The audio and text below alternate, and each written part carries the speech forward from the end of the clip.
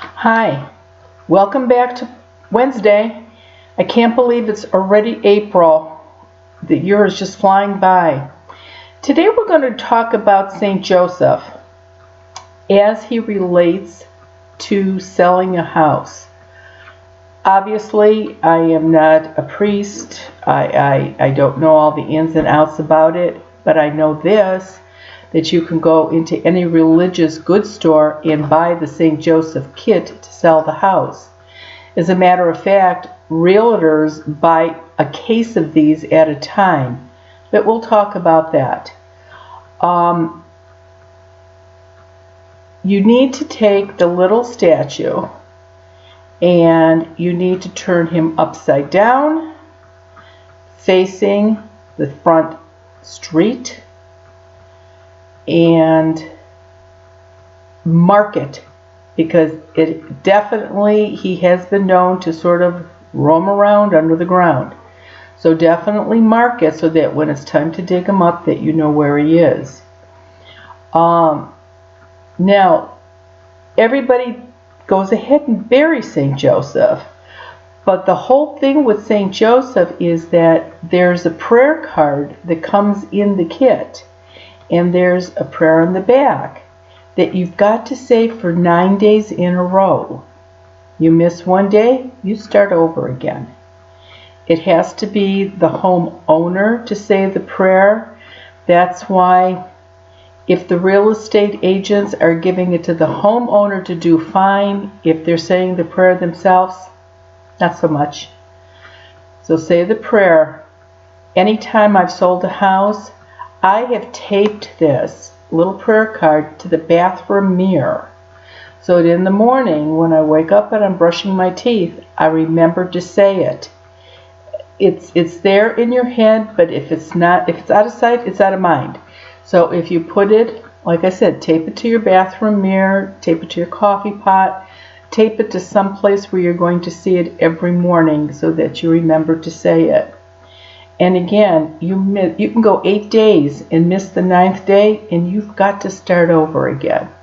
Now, if the house is definitely priced right, you're not going to get $1 million for a $250,000 house. Let's be practical here. But if the house is priced right, St. Joseph actually does work. If it's not working, again, you don't have them buried in the right place, or you're forgetting to say the prayer, and heaven forbid you signed your final papers on a Mercury retrograde, because that could mess up everything. Go back through one of my old YouTubes and you can see what I'm talking about as far as that goes. After the final papers are signed, dig them up, wash them off, get the mud off of them, and don't slam them in a junk drawer. Put them on a windowsill. Give it to a friend that is selling a house or a property. That's always a good thing. Now, St. Joseph is he's an interesting saint. I'm going to read a little prayer, or a little part of the prayer on the back of this card. Whoever shall read this prayer or hear it or keep it about themselves shall never die a sudden death, or be drowned, or shall poison take effect on them. Neither shall they fall into the hands of the enemy, or shall be burned at any fire, or shall be overpowered in battle.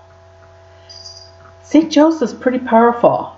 If you know anybody that's in any of the branches of the service and they are fighting anywhere, send them a medal of St. Joseph. I do not fly on an airplane. I've got a little medal in every one of my suitcases. There's actually one inside my wallet. I carry a St. Joseph medal with me everywhere. It's amazing how well it works. And you can go, again, to any religious goods store and find a St. Joseph medal. But it's really, really important that you remember to say the little prayer for selling the house, and just like again, just send it off and make sure that you say your prayer and then dig them up so that you don't, being Catholic, it's a little weird to put a St. Joseph statue in the ground anyway, but just go with it. It's really okay.